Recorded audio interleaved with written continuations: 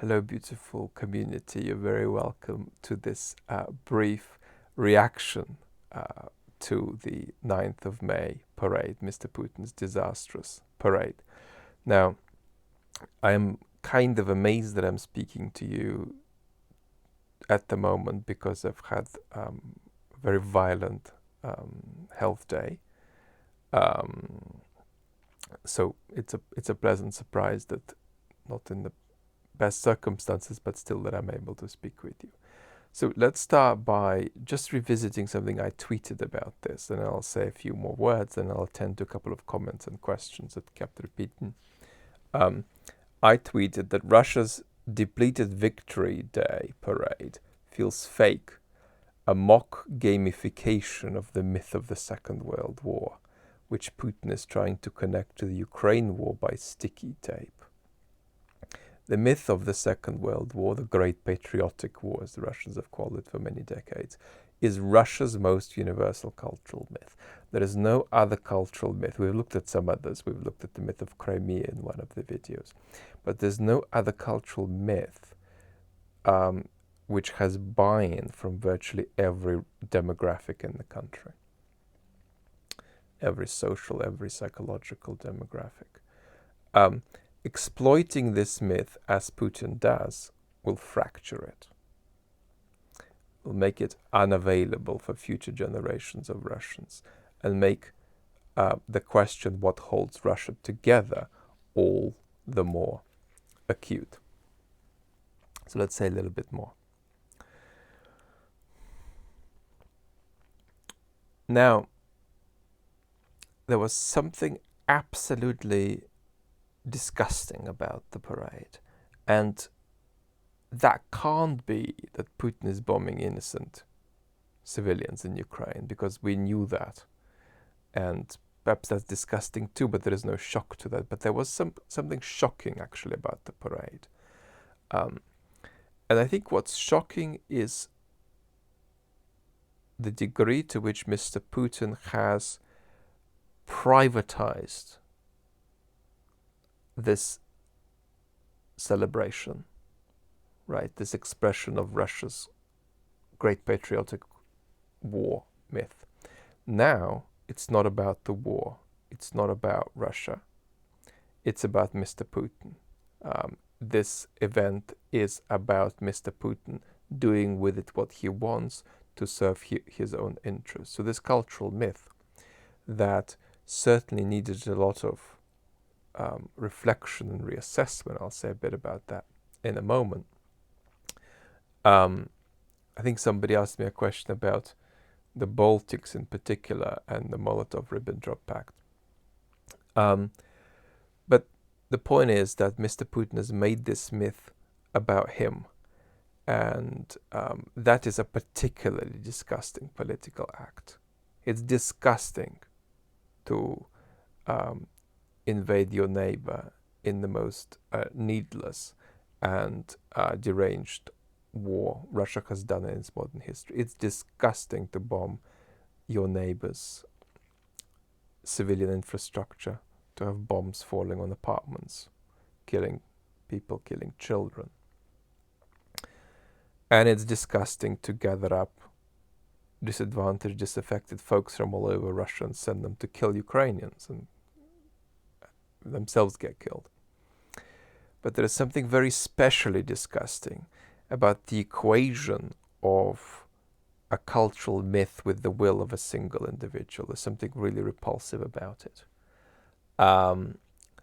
Interestingly, that has very many fascist overtones, right? The equation of the state, the leader, and society, and all society's images, and all of these images are now tied to the will of a single individual, at least as far as he sees this celebration.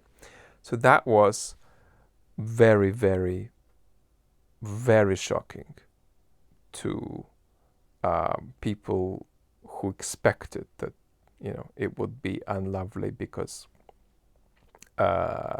you look at all of this machinery, and the machinery that's there is the type of machinery that's killing Ukrainians, and the machinery that's not there is not there because it's killing Ukrainians. But I think what was especially disgusting is this kind of special privatization, I think, as one commentator put it. So this is what I'm telling you is my visceral reaction, but it's a visceral reaction because it's such an obvious reaction. So I actually expect everybody who knows the country to have that reaction having watched this. That's the story. The story is not that some tank wasn't there or that the only tank that was there was T-34. The main story is the equation of a cultural myth with the will of a single individual. We'll say a little bit more about that cultural myth in a second. Why did the other leaders go is a question that came up. There were 7 of them, and I won't go into it. It is actually an individual answer, virtually in each case. But these would not have been easy decisions for them, actually. Being there does not imply, an equivocal support for what Putin is doing, and it is in great part a reflection of the fact that they feel that they have to deal with him. Why did Lukashenko not fully participate? So Lukashenko was absent for some of the ceremonial events, and I don't know what's going on, so I don't have an answer to that. I think that something health-wise could potentially be going on and be explaining his partial participation. So I had a couple of direct messages asking me to comment, and I'm not quite in a state to do this lucidly now on the Molotov-Ribbentrop Pact. And I think one of the requests was to mention the Baltics. Well, let me just give a very broad frame.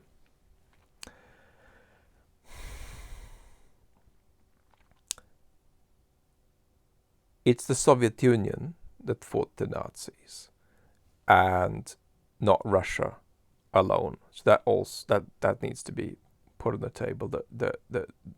The burden was extraordinarily heavy, above all for Ukraine. Number one.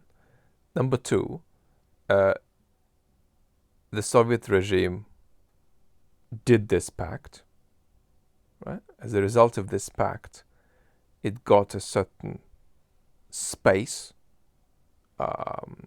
in Eastern Europe, and it was never going to be lovely in what it was going to do in that space. And the point is that you got to balance the evils here. You've got to understand that being occupied by the Soviet Union meant massacres, killings, deportations, right? And you've got to equate that with what the Nazis did or what the Nazis would have done.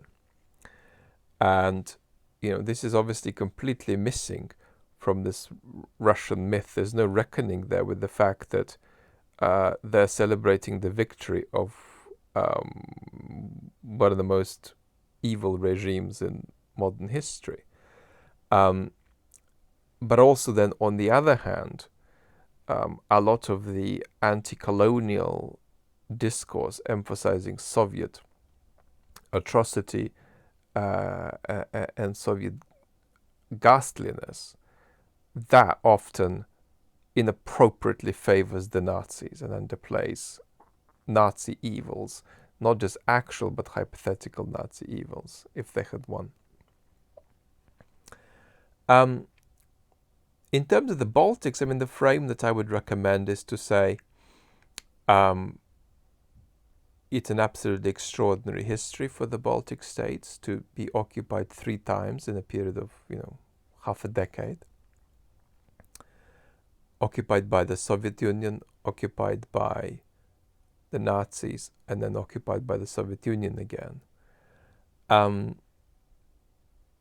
So what I recommend is roughly the sort of thing that the British historian Richard Evans has said, that the Soviet Union did not liberate the Baltic states.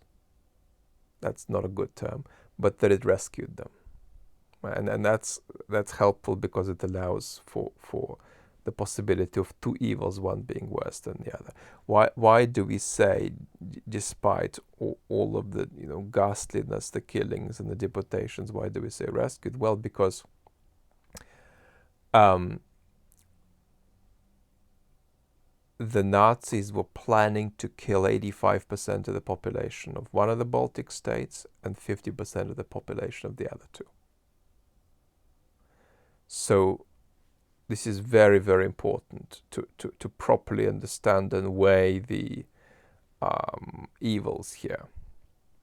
But back to where we started. So if you can imagine future Russians sort of questioning this myth, trying to repurpose it, trying to say, well, hang on, what can we rescue from this myth that is still decent and truthful, right? Putin, and maybe the answer is they can rescue something, but they needed to do that. But Mr. Putin is doing everything he can to contaminate this myth to such an extent that it's just going to be a goner.